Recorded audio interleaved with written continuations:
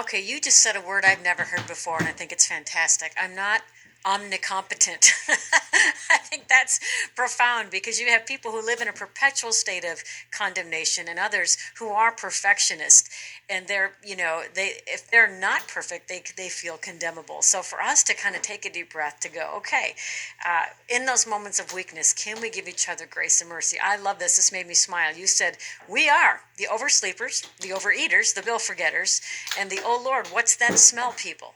We are weak. And if we can learn to laugh with each other and embrace each other, what a beautiful thing that is. Okay, number 4, this is a big one.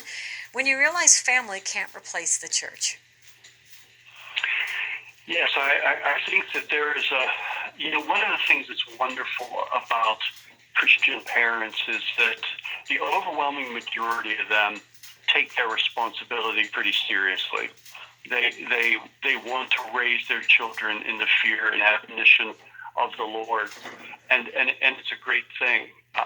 There are ways that gets applied and understood where the family begins to move into the center of the picture, and you begin to relate to the family as if it's the predominant and only thing that should be important, or that we're going to be the only ones that are going to be able to influence our children towards God. And so we begin to kind of inadvertently and sometimes unconsciously downplay the significance of involvement in the church, attendance at the church, teaching from the church, the impact of teaching from other people apart from us. And I think it's a defining moment because, you have children, they're young, it's exciting, you're very idealistic in expectations of what can be achieved. And, we're not here to try to tamp down expectations, but one of the things that can happen is that we can move parents into the center as if parents are the exclusive and only answer to what God wants to do in the family, and don't have a category for what God wants the church to do in the family. And so it becomes a defining moment when you realize family can't replace the church. Huge. You said the importance of friends. I mean, the friends have such a huge impact on how your kids even come to know the Lord, what modeling Christianity looks like, and even community, because we can't do this alone. So if they don't see us in community, they're going to think they can go without community. Exactly. Yeah, we have to build into our children that sense of interdependence, that we're dependent upon each other as a family, but that moves beyond the family as well. That moves to our friends. That moves to people that are older than us, mentors, teachers, and guides, and Sunday school, and the preacher, and these other areas that God uses to bring legitimate influence in transforming us. This next one, really, is just one that's dear to my heart. The defining moment is when your spouse suffers.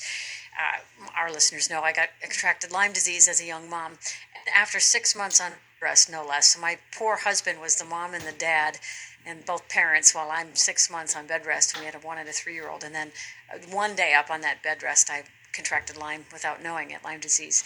And so once we didn't know at what point what was going on, they thought MS and all of these things. And all the neurological things were going crazy. And MS is a terrible disease. That's kind of what they were thinking at first.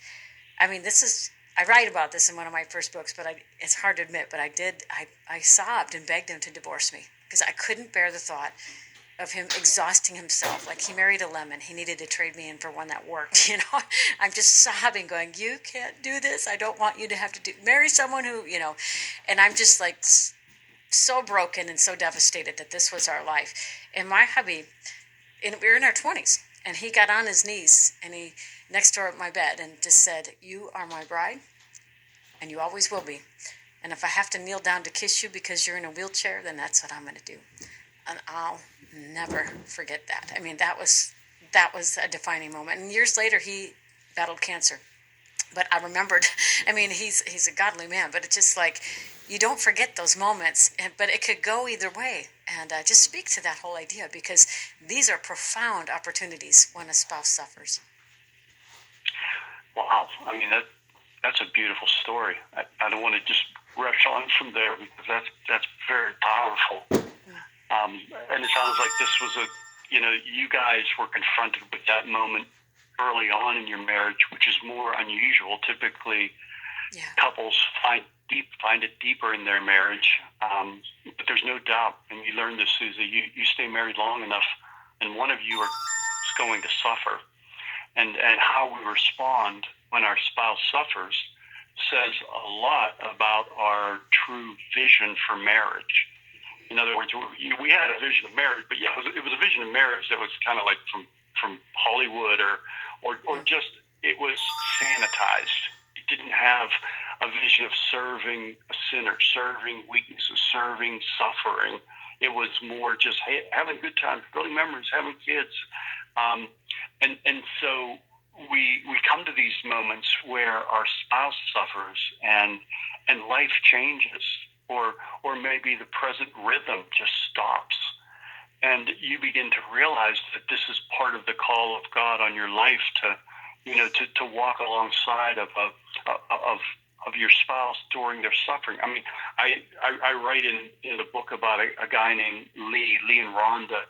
Lee has ALS, and Kim and I have been walking alongside of them as friends from the time where they were hiking together and doing everything to the time he went from hiking to walking to limping to crutches to walker to wheelchair, and now he can barely move any of his muscles, and yet, Susie, Kim and I have just watched both him and his wife put on a clinic as his health has deteriorated. I mean, just like a gospel-driven courage that where she's serving him heroically day and night towards an inevitable ending, while he's constantly caring for her through his words of love and encouragement and praise. I'm thinking, man, if I was in that situation, I'd be so much self-consumed, self-obsessed. He's the opposite. He just wants to make it as easy on her as possible, and I'm standing